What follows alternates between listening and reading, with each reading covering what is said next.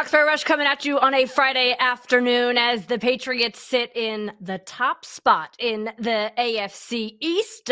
Both of them and the Bills with a 4-2 record. But of course, the Patriots beat the Bills on Sunday Night Football a couple weeks ago. So guess what? They own the tiebreaker. And, you ask the head coach about what it's like to be sitting in the top spot. And you got to love Mike Vrabel just quipping back at you. Well, they're not going to cancel the rest of the season.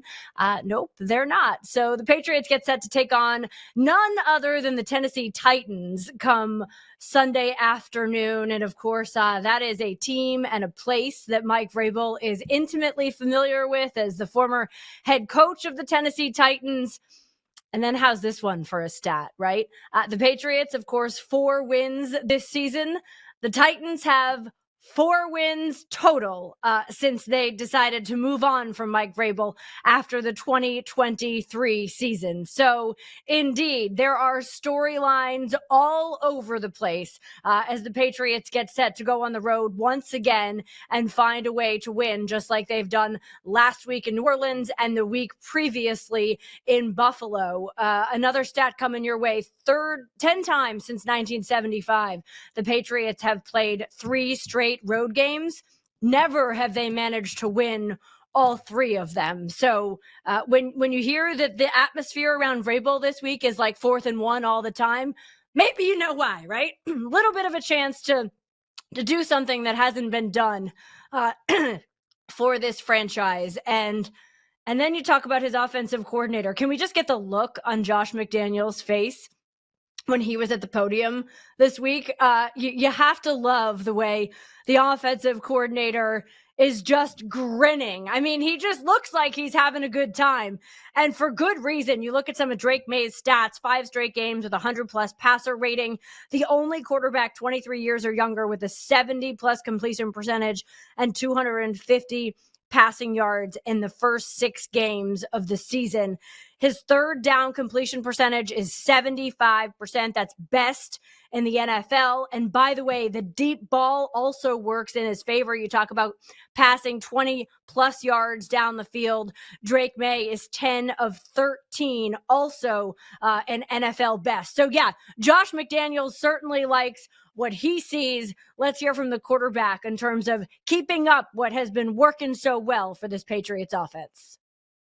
Yeah, just kind of ignore some of the noise. Ignore some of the noise of him going back to a place where he coached at, of us kind of having some success and getting put on a hype train of the success we've had, and also it's a challenge for us to go keep proving it, week in and week out, and that's what been our main focus of, keep going and ignore the noise and know that you keep playing like this and we'll have a real shot. Once time the playoffs come, but that's a long way away. So just attack it 1 week at a time. Yeah, 1 week at a time. That's exactly what the message, of course, has been. And you hear it. It's a cliche throughout the National Football League, throughout any sport, really, right? It's 1 week at a time, 1 game at a time. Let's focus on that. But I'm sure Vrabel's preaching it because you know that you can't get caught looking ahead to see what's on tap next week. You've got to go and take care of business against a Tennessee Titans team that no other way to put it is certainly struggling this year, is hoping to get some kind of bounce, with an interim head coach, Mike McCoy, named earlier this week as they decided to part ways with Brian Callahan. But look, I mean, this is one of those things that Vrabel preaches on it all the time. You got to go play the type of football that wins you games, not the type of football that gets you beat, right? You can't afford to have those mistakes, the turnovers and such.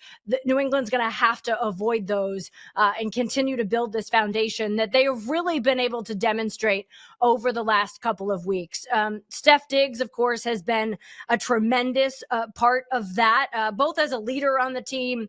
And you look at the numbers with Steph Diggs on the field, for Drake versus when he's off the field. Drake May's completion percentage is up over 80% when Diggs is on the field, and it's about 57%. The yards, average yards per carry are different as well. So he has really made an impact on this team. We've seen it from a leadership position, the way he is looking to bring up these other receivers and help bring them along. But we're also just seeing it the numbers on the field as well. Steph Diggs talked about going out there and playing a third straight road game and what it is like for the Patriots as they get set to take on the Tennessee Titans.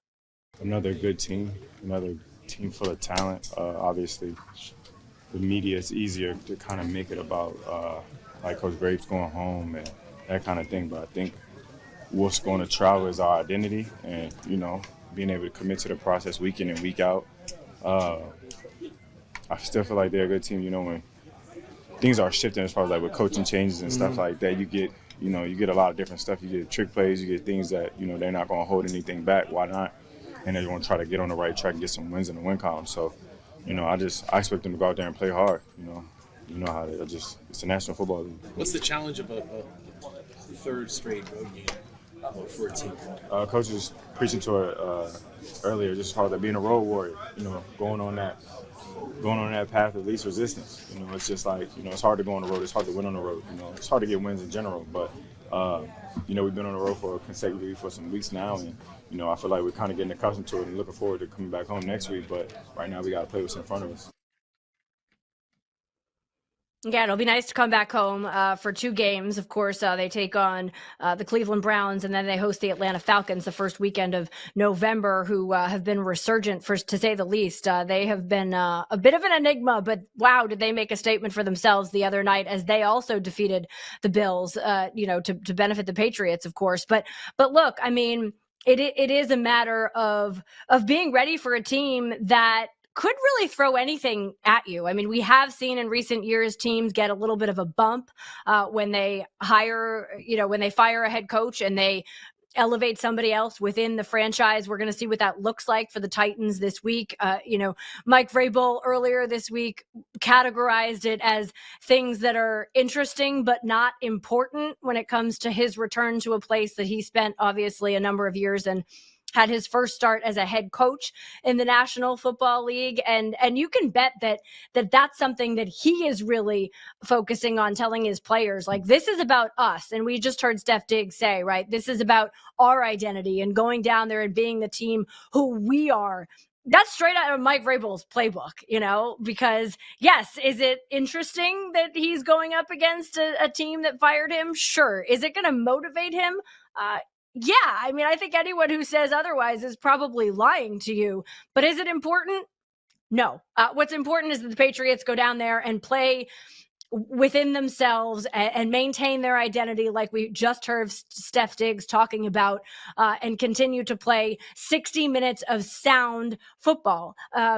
One of the things, of course, that I think has been a challenge for the identity of this Patriots team is their run game, right? They're averaging 3.5 yards per carry. That's 29th in the league, something obviously that they're going to have to find ways to build upon. Antonio Gibson lost for the season, of course. That's something that they're working to navigate. Ramondre Stevenson has had his fumbling issues throughout the course of the season.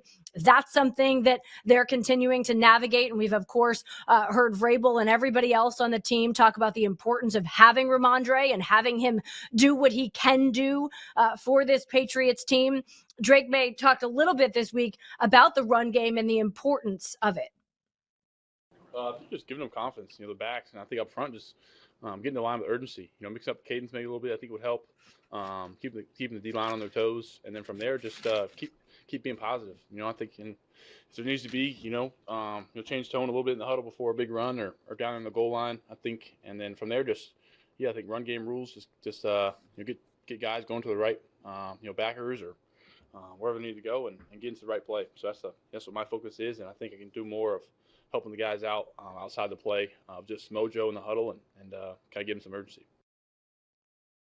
Mojo in the huddle. Nobody says it the way Drake May says it. Come on, it's the truth. Look, I mean, this is something that they're going to continue to work on because at some point, if you don't have a run game, it is going to burn you. You start to get into those later season games. The weather can turn on you. You've got to be able to run the ball, whether it's because you're trying to run down the clock or because the weather says the passing game is not your friend today. You've got to figure out your run game. So this is going to be a continued emphasis for this Patriots team, especially with a young line, a young quarterback. We've said that time and time again. It'll be interesting to see as we get closer to the trade deadline. Is that something that the Patriots look to invest in. I think that's something that we'll all certainly continue to be keeping tabs on. They're not the only, buyers at this point in time, if you will, that want to add to their run game. And then you talk about their second overall pick and Travion Henderson and what he means to this run game. It was interesting to hear the running backs coach this week, Tony Dews, talk a little bit about the development of Travion and where he stands and what he's seen from him and what some of the other coaches have seen from him as well. He is progressing well. He's moving right along. He's, sometimes I when I talk to Josh and just ask about the guys that are here in the past, and sounds like from Josh that he's very much on par with what, some of the other guys that played early as rookies. He feels like he's in that same world as where they were at this point in their rookie seasons. So he's continuing to get better. So we'll keep working him, and he'll keep progressing, and we'll keep rolling. Got to find ways to keep rolling. And look, I mean, that's what coaches they're gonna do, right? They're gonna go, okay, we had X, Y. These guys who we've seen develop over the years kind of come in the same range as Travion Henderson. And is he checking off all the same boxes that they did along the way? And it's nuanced, right? Like everybody doesn't develop at the exact same time, the exact same pace. But they're going to want to see him continue in that trajectory of growth and hopefully be able to take on more, because we really haven't seen him be able to break out as a runner in this league at this point in time and use that next level speed that we know he has and that I think we also all know excites Josh McDaniels as a play caller, but it's the ability of him being able to find the right hole and to be able to punch it and the different ways in which they can design him into this offense. One of the things that struck me this week is the Patriots have just over 350 yards after contact in their run game this year. That's 30th in the league. So being able to demonstrate that they can get through and then and add some yards after contact, right? Like you think about Cam Scattaboo like the other night and just like plowing through people. The Patriots might not have a back like that, but can you find a way to boost some of those yards after contact? Can you try to find a way to build in your run game? And the benefit that the Patriots have in so many ways is Josh McDaniels and the way in which he is so creative about going about designing this offense and the plays that he uses. But look, I think we all know that they don't want Drake May to be their leading rusher week in and week out. It helps to have a quarterback who can run the ball some, but you don't want it to be the lone thing that you're relying on when it comes to your run game. On the other side of the ball, something to keep track of this weekend is that Harold Landry hasn't practiced this week. Of course, went down last week. Everyone kind of held their breath, down in New Orleans to see how that was going to go. He went into the blue tent. He did come back out. He was able to return, of course, but he was listed on the practice report yesterday with an ankle and has not practiced so far this week. Obviously, a key component of this defense. So that's something to keep tabs on, throughout the course of the day today, and then see what his designation will be heading into this game against the Tennessee Titans Sunday afternoon. All right, still ahead here on Foxborough Rush. We are going to go boots on the ground to Tennessee, check in with a longtime writer who's covered this team and get a sense of what is the feeling in that locker room right now, given that they've made a head coaching change, given that it came pretty early, given that, this will be now the, another addition for a very young first round pick in Cam Ward as he tries to get his feet steadied here in the National Football League during his rookie season. That is straight ahead right here on Foxborough Rush on your Friday. Yeah, sure. Why? Of course I did. I don't want to see anybody that shares a job with you, get let go. That's not the, that's a tough feeling, with family and school and, whether it's in college or pro, like we're in the media every single day. And there's a human element to this and that I don't want to forget. I just remember all those coaches or people that reached out after I was let go. And, I think that's important. because nobody texts when you lose. They all text when you win. So it's a good reminder. That's Mike Vrabel talking this week about his own, personal touch point and reaching out to Brian Callahan after he got the news on Monday that he would no longer be the head coach of the Tennessee Titans. Happy to say hello to my partner in Keagan Stiefel here today, and also hello to Jim Wyatt, who has been on the Titans beat since the 90s. Jim, you've seen a lot down there. So how does this week and everything that has unfolded compare to what you've seen over the years? Well, this is the second in-season coaching change I've been a part of. Back in 2016, Ken Wisenhunt was fired and Mike Mularkey stepped in. It's always different. I've been through a lot of coaching changes, including one that included Mike Vrabel. And it's always different in season, but it just shows you the NFL keeps moving. You've got a coach who's coaching the team on a Sunday, then the very next day, he's gone, and some people around him are gone as well. And, but the train keeps moving. Mike McCoy stepped in as interim head coach, players back on the practice field trying to prepare for a game against the Patriots, and fans want to talk about who the next coach is going to be after the season. And the coaching staff and players have to remind you, hey, we've still got 11 games left to play this season. So it's always more hectic and crazy when it happens in the middle of the season, and certainly it'll be hectic and crazy when the season ends. But right now, I know the Titans are trying to prepare for the Patriots to keep from getting embarrassed against a Vrabel team that I'm just going to come in here and try to embarrass them. What can you tell us about Mike McCoy? Obviously, not a guy who, Patriots fans specifically would have a ton of experience with, but he's coming into a really tough job. He's not only filling in as the interim head coach, but he's without his offensive line coach, which it will be an issue, I would imagine. Yeah, and they have a couple other guys that were working under Bill Callahan, who left with his son Brian. So they've kind of kept the train moving there. Mike McCoy was the pick for the interim coach because he had done it before. Frankly, I mean, he was coach of the Chargers for 4 seasons. Sure. He's been in the league for a long time in different capacities. He has developed a relationship with some of these players, especially Cam Ward. In his short time here, he joined Brian Callahan's staff back in March.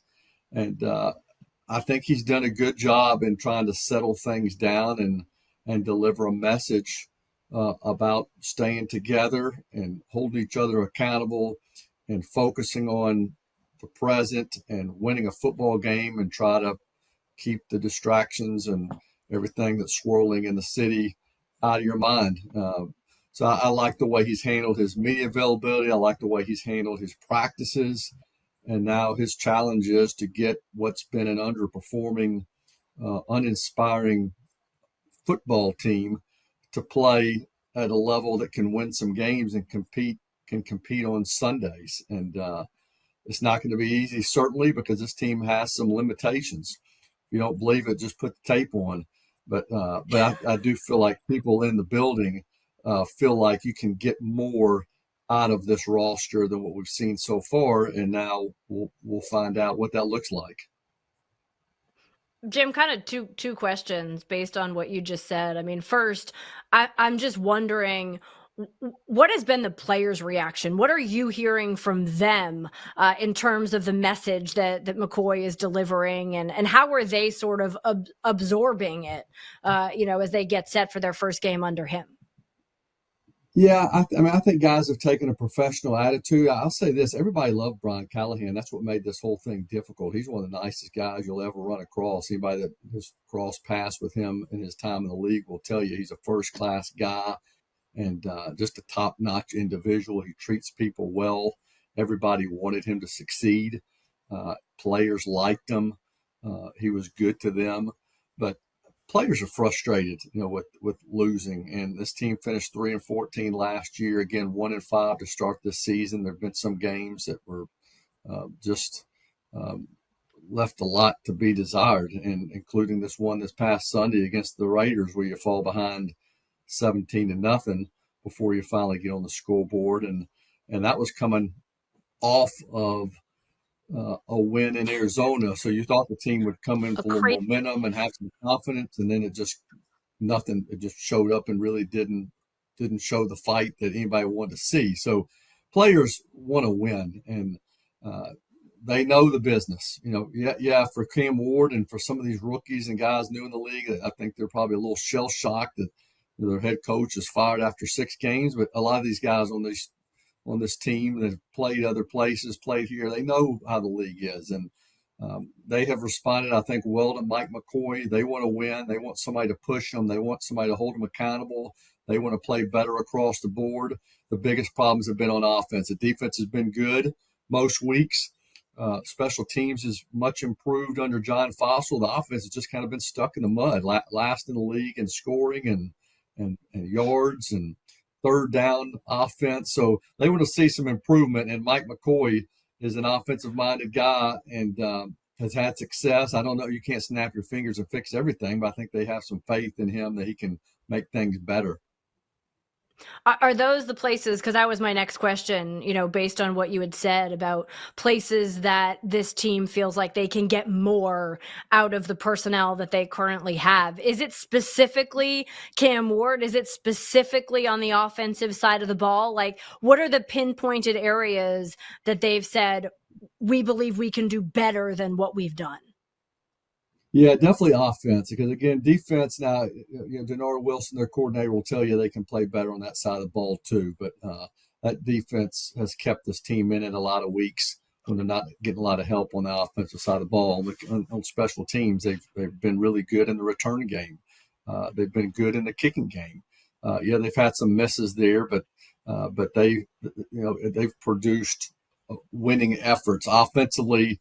That has not been the case. And I don't want to say it's all about Cam Ward because, this team's got to be better around him. But a big part of this year was always going to be about seeing what you have in Cam Ward and seeing him prove that he can be a franchise quarterback. And I think everybody feels like he can. But, in recent weeks, he's even seems like he's taken a step back. He's got a little bit sloppy with this technique. He turned the ball over 3 times last week. They haven't protected him very well. The playmakers have not done enough to do things to help him. So across the board on offense, that is the biggest priority, is getting more out of this offense, getting more out of Cam Ward, give some positive things to build on from week to week, from month to month, as he heads in the second half of his rookie season, and that's where they think Mike McCoy can help him, is get more out of Cam. Given that this is Mike Vrabel's return, there's already so much going on, obviously, down there. But with him coming back, what do you expect the reception to be, not only from the fans, but from his former players and maybe just the organization as a whole? Yeah, it'll be interesting. Mike Vrabel did a great job here for a pretty good stretch and took this team to the playoffs 2 times or 3 times. Went to an AFC Championship game. During his tenure here, this team was playing at a very high level, and then at the very end, things kind of got off the track. They lost 18 of the last 24 games. They lost the last 7 games in 2022, and then finished, just 6 wins the following year. Some people were ready to see Mike Vrabel go when the time came.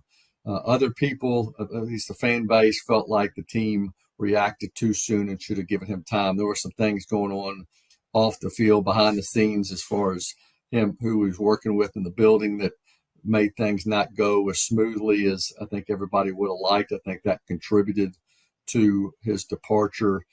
Just some people not really seeing eye to eye. But I think his players, and again, this team's changed a lot, even just since he was here not long ago. But the players that were here with him, they like him, they respect him, they want to win a football game. It's not about meeting Mike Vrabel. I think the reaction will be more from the fan base, and I'll be curious to see what it looks like. I'm sure there's going to be a lot of Patriots here. Attendance at some of these games recently for the Titans hadn't been great, just because because of the product that's been on the field. So I'm curious to see myself what it looks like on Sunday, what kind of reaction he gets when he comes running out of that tunnel. But it's going to be hard to tell just because they're not going to announce Mike Vrabel coming out of that tunnel. And so you'll see him, but it's going to be the Patriots coming out. And I'm sure there's going to be a lot of Patriots fans here. Nashville's a destination city. It always has a ton of opposing teams' fans here, so I'm sure we're going to hear them. I think the good news, if you're a Titans fan, it's going to be hard to tell because the Patriots' colors are very similar to the Titans, so it's not going to be like the Chiefs or the Steelers or the Packers rolling in here, and you're going to see their team colors all over the stadium. No doubt. Nashville's it's not a far flight from Boston. It's a fun place to go for a weekend and you take in a football game. It is a destination, no doubt. There's been a lot made nationally over the timing of when the Titans decided to move on from Brian Callahan and, maybe not wanting to do it related to the bye, not wanting to do it right after their former coach is down there, and maybe hands them a loss. Do you read anything into all that sort of buzz that went around this week, Jim? Yeah, I've seen it, and it's a popular take. I don't believe it. Yeah, I think, again, things have just not been good here, especially from an offensive standpoint. And, the timing is interesting. I understand people want to read something into that. I just think people felt like, you're just kind of delaying the inevitable if, the further you're kicking the can down the road on making a decision like this. So, I think it was after week 6 in 2016 when they made the coaching change in season. So I just think it was a feeling of people inside the building, the people running this place, that a change needed to be made, and it just happens to be the week when Mike Vrabel's coming back to Nashville.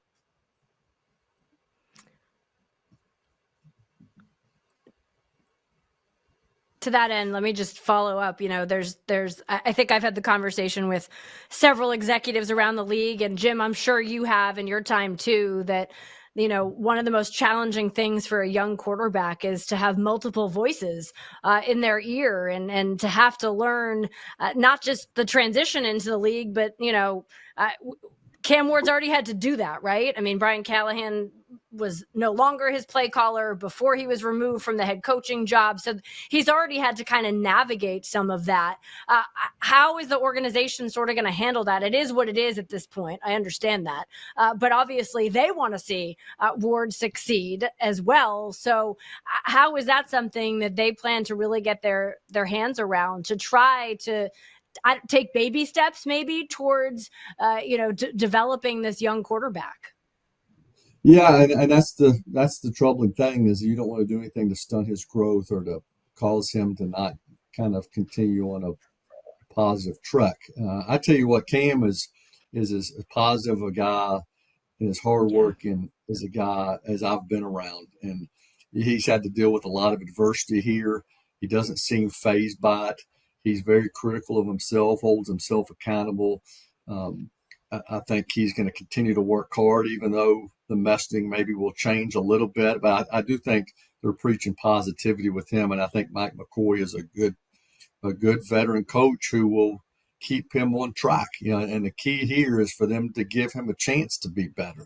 That's the problem. A lot of weeks, like last week in Vegas, you get sacked 5 times, and there's a stretch, and I don't know the numbers off the top of my head, but there's a stretch for a long time this season. Might be still the case. He's been sacked more than any quarterback in the league. So, they've got to protect him better and let him feel comfortable back there when he's in the pocket. They've got to design some things better where he's not in second and long, third and long all the time, where people are just teeing off on him because they know Titans are going to be passing. They got to run the ball better. They got to his receivers, maybe without Calvin Ridley again because he's been missing practice with a hamstring. Got to get guys back and healthy and give him a chance to just get them the ball and make plays. So it's not just coaching. I think it's on the field too. They've got to be better around him, and I think that's what this season's about from this point forward. Yes, you want to win games, but you don't want to impact your quarterback and a guy you think is going to be your franchise quarterback moving forward. You don't want to do anything that's going to really set him back. You certainly don't want to get him hurt. So they got to protect him better.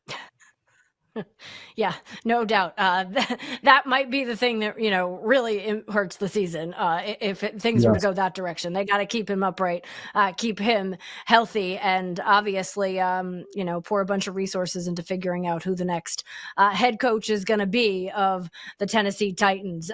Jim, enjoy it on Sunday. Just seeing what the reaction is all around. I think it's going to be an interesting one, to say the least. It will be. If you're coming down from, Foxborough, Boston here, it's supposed to be maybe potential a little rainy. It's supposed to be 85, 86 degrees today. And then I think Sunday is supposed to get a little more blustery. It's supposed to be a high around 65 degrees with some rain in the area and maybe 20-mile-an-hour winds. So should make for an interesting Sunday as Vrabel and the Patriots come to town. A lot of guys on that Patriot staff, too, certainly familiar with this stadium. They're going to be going to a different locker room this time around, but a lot of familiar faces coming back. Yeah, well, I hope you get to say hello to some of those guys that from their time down there, and we appreciate your time here today. Thank you so much, Jim. Okay, thanks for having me. Appreciate it. Thanks, Jim. That is Jim Wyatt covering the Tennessee Titans, joining us here on Foxborough Rush. We'll unpack some of that as well as look ahead to some of the other games this weekend as we continue right here on your Friday. Welcome back into Foxborough Rush. Keegan and Jade here with you on a Friday afternoon. And look, I mean, in Foxborough, certainly the guys on the field, the coaches, they're all focused on going down to take on the Tennessee Titans this weekend. But if you broaden the picture a little bit, there's certainly some, worker bees and such in there who are sitting there saying, okay, we're 4-2. You look at the greater AFC, and if we can keep moving at this clip, then we're probably going to be buying, not necessarily putting up our future, Keegan, but buying to maximize what we could do this year on a possible playoff run, because, planning is required. So to that end, what are some of the areas in which you think this Patriots team needs to focus as potential buyers when it comes to the trade deadline? Yeah, I actually had a full-on Twitter, firestorm yesterday because I was just kind of like, do they really need a running back? And fans certainly seem to think that they need a running back. Still not going to make the top of my list. I think edge help, it's something that every team could use at all times. You know what I mean? Like, depth at that position is so important. So I think just given the way they're set up there, how certain guys are just kind of pigeonholed into roles, I would like to see them add a little bit more depth. Somebody who can play up and down the line, both sides, run pass, just a solid contributor at that position. I think safety, with the injuries that they've had at the position, they could use some help. Mm-hmm. And then wide receiver. It's going well right now, but as we all know, if you've been around here long enough, you know that doesn't last for the Patriots. The 3 wide receivers playing in their roles and doing well, you can count on it for about as long as you can count on, anything in the NFL. It's going to fade a little bit. So I'd like to see them add a little bit more at wide receiver. I think that's the spot where you can really take a big swing, go and get a guy that will be around for the long haul while also helping you this year. Yeah, I mean, look, you mentioned even last week going down to New Orleans, a couple guys there, obviously, to keep tabs on and who could possibly be available, as the Saints obviously look like they'll be sellers and maybe willing to part ways with some young guys. And then it becomes a question of, is this someone's game and skill set that we like enough that we'd be willing to work out a longer term deal with them, and not just sort of a let's do something short for this season and pick it up. Because at some point you're making that decision too, right? Like if you're going for somebody young, you're looking for someone that you're going to be able to maximize beyond this season. Like someone that I was like, this could be kind of interesting is a Jacoby Myers with the Raiders, right? Sure. I mean, he's not necessarily on the young side of things, but He's very familiar with Josh McDaniels. He already knows the offense. There's some benefit there.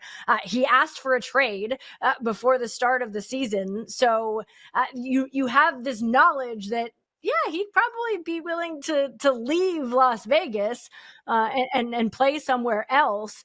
And the Raiders at this point, they're sellers, and you can make the argument that they already drafted his replacement. So Right. it's kind of one of those things that's a name that when you talk about receivers, there are a couple certainly in New Orleans you look at. There's certainly one in Philadelphia, even though I just don't know that I see the Eagles parting ways with AJ Brown. Why would you? But Myers is another name that sort of struck me as somebody that you'd think the Patriots would kind of kick the tires on if they are exploring that wide receiver market. Yeah, when it comes to that position, you really want guys who you know are going to fit. They're going to work in the Josh McDaniels system because it's so difficult for receivers to learn. And, he mastered it. He was really, really good, really early on as an undrafted free agent here within this system, playing with quarterbacks who, thrive on underneath stuff. So it would absolutely make sense. It's not the sexy pick. I know fans, they hear Jacoby Myers and they're like, well, they could have had him if they just paid him the same amount they paid Juju Smith. I get it, man. But, if anything else happens, then it's it's a lost argument. I'm going to double down. I'm going to triple down. I said it yesterday on Boston Has Entered the Chat. Chris Olave, come on down. Get him in the wide receiver room. I think Jacoby Myers he fits in the category of someone who fits in the system and can do a ton of different stuff. Chris Olave is in the category of a guy that can transform what you're doing. I think he's a step up above everybody in that room, and that's including Stephon Diggs at this stage of his career. He can play all three of those positions. He's going to give you somebody who can take the top off the defense, which you haven't had in a very long time. Kayshon Boutte's been great. He's not that guy. He's more of a possession receiver. He's been really good against zone coverage, not so much against man coverage. Chris Olave will give you a man beater, a guy you need to, we need to get down the field in a hurry. That's the guy that can do it. And I don't think it's going to take what some people do. He's entering. It's going to be the fifth year. He's fifth year eligible. They already picked it up. It's a hefty contract for next year, but then he's a free agent. So you're not going to have to give up much to get him. Go out, do it, and then figure out the money aspect to your receiver room later. What do you make about the idea of trying to bring in a tight end or explore the idea of a tight end, just knowing the significance of that in this offense too? I think it's important to think about the kind of person at each position you're going to bring in, because tight end, you've got two really good ones right now, but they're both 30 plus. Sure. Austin Hooper's in a contract year. So if you're going to bring somebody in, it needs somebody who's on the younger side, who has some control on his contract and is going to be here, for the long haul, that you would use this year to develop him, to get him familiar with your system, and then kind of unleash him next year. I don't have anybody off the top of my head, but that's kind of the argument I made with the running back position, where you see all the time guys get picked up off the streets and they have great performances, because running back is such a volatile position. Everything going on around you is going to dictate the way you play. And, Ramondre Stevenson's fumbling issues they're a problem. And Travion Henderson still hasn't grasped all of the things that he needs to do to see the field consistently. But you can go get somebody off the street that can run between the tackles. It's really not that difficult. So giving up assets at that position doesn't make sense. Giving up assets at a position like tight end, where you're looking toward the future, I can see that. Yeah. It's definitely different, right? And look, I mean, there are running backs that completely change the way a team has to defend you, and then there are running backs who just put their head down and run between the tackles. They're very different styles of play, and I think teams look at them differently for that reason. So it's a bit like comparing apples and oranges. On the other side of the ball, is there, I mean, I know I've seen the name Arden Key, on edge thrown out there, who of course plays for the Titans right now. Is somebody, maybe you watch him, this weekend and see what you think, because again, contractually speaking, that's someone that could make sense. The Titans obviously are what they are this year. So that's one that, as I'm sitting there watching the game this weekend, I'm going to keep tabs on that. And I would imagine a number of other people will be as well. Yeah, Arden Key was another guy that I had on this list, and there's another that plays for Tennessee. It's Draymond Jones. It's Yeah. a guy who can play literally any position along the defensive line, inside and out. He gives you a little bit less pass rush, but a little more, run defense. I think you can't pigeonhole these guys in. Arden Key is a fine run defender, but his job is to go get after the quarterback. He's kind of like a Caleb Chase on where, hey, it's third down, get out there and go get after the guy. Draymond Jones is, like I said, versatile, a little bit bigger. He fits kind of what you're looking for a little bit more like a 3-4 defensive end than a 4-3 outside linebacker. And that's what they need right now. With Anthony Jennings down, Harold Landry's knee, isn't quite right. Keon White hasn't been what we all thought he could be. It's been a year and a half now that we've been wondering, what's going on with him? Bringing in a veteran like Draymond Jones, he'll give you what you need to be getting out of a guy like Keon White.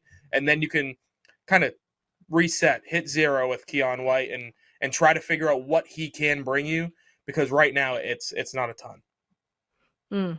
Something tells me that this won't be the last time we share a conversation about possible trade movement when it comes to the deadline. Hopefully you can at least, avoid the chaos on socials for the next day or so when it comes to that. I'm like, right, hey, I have an opinion, and people lose their minds. I don't get it. I'm just sharing a perspective. That's all. All right, we'll share some perspectives on some games this weekend. Oh, no doubt. Oh boy. All right, we're back right after this. Well, what would a Friday on Foxborough Rush be without a couple Pick Ems? By the way, just before we get to some primetime games here, I didn't get your pick on Patriots Titans. So thoughts on that one? It's got to be the Patriots. I understand the interim coach bump. But it's Mike McCoy, man. If you don't go beat that team by 15, 20 points, you've got some problems. Yeah, I agree with you. The Patriots should go and take care of business, and I expect that they will do that this weekend. Let's talk about the Sunday night game. Atlanta back there in primetime again after beating the Bills. This time they're going to have to do it, on the West Coast, taking on the San Francisco 49ers, who are depleted, to say the very least. Their injury woes just keep getting worse, quite honestly. I mean, it's been tough, right? I mean, now you lose Fred Warner for the season. He is just a game disruptor. There's no replacing him. It's one of those things that you're just never going to do. And the Falcons, look, I mean, I thought they went out there and they played a terrific game. I mean, Bijan Robinson is like, you just gotta watch that kid. He has become that type of player at this point. Who do you like in this one, Keegan? I'm gonna go with the Falcons, and it's not just the anti-Mac Jones pick. I really have a hard time keeping up with like the guys who are in and out of the lineup for San Francisco. Juwan Jennings, and is Brock Purdy playing? Like all those questions. Yeah. I honestly can't keep up with it. But what I do know is Nick Bosa's out for the year, so they can't get after the quarterback as well as they could. Fred Warner's out for the year. They're not communicating, and they don't have anybody to cover the running back, Bijan Robinson, who's like quickly ascending to becoming one of the most must-watch players in the sport, let alone just the NFL. Just anybody who plays football, he's the man. So I'll take the Falcons. I think they're going to be able to take advantage of that defense and hopefully get enough stops to pick up a big road win against the 49ers, who were in first place last week, which is insane. Yeah, I know. Totally crazy. And look, I mean, the Atlanta run game, you look at how many yards they can rack up per game. They're tops in the league. And their defense, I mean, come on. Like, they have the number one total defense in the league right now. They are stingy. And they're fueled by rookies. 4 rookies back there that are just killing. I know. It's almost like you got to root for it. Right? Like you got to root for it. You want to see them continue to have the success that they're having. I'll take the Falcons in that game as well. Another doubleheader on Monday night. Ugh, boo. I don't like the Monday night doubleheader. Come on. Like I just like the one Monday night football game. A 10 p.m. start is insane for a football game. Yeah. Yeah. All right. Well, it's the Bucs and the Lions to kick it off. This is an interesting one to me. Yeah, I'll take the Lions because they've been in this spot. That team, there's just something about them in a primetime game. Obviously last week it didn't turn out the way they wanted it to. That tough Jared Goff, they called back that touchdown. It kind of set them behind. But I'll take them to beat a Buccaneers team who's addicted to one-score games. They're going to have to lose one eventually. Yeah, they're also like working their way down the receiver depth chart. Yeah. So like we know Baker's must watch, but I'm like, we must watch to who you're going to throw the ball to at this point, because I know you had a couple of young guys get their first career touchdowns, but man, this is getting harder and harder for the Bucs. I'll take the Lions as well. The nightcap, Houston, Seattle. If you're awake, who are you? Yeah, taking? it's another fun matchup on paper, but I'll take the Seahawks. Houston's gonna have to travel for this one. It's a late game. Seattle, the JSN is unbelievable. That defense is taking steps forward every week. I'll take the Seahawks. Yeah, we're just in agreement across the board. I still contend Seattle's such a hard place to play. That's no easy task, and I know the Houston's. Yeah, look, I mean it's their top 5 defense, but how do you just not expect Jackson Smith-Njigba to go out there and have a night? It's just sort of expected at this point in time. So look, we're in agreement. What can I say? Enjoy the games this weekend. We'll see you next week.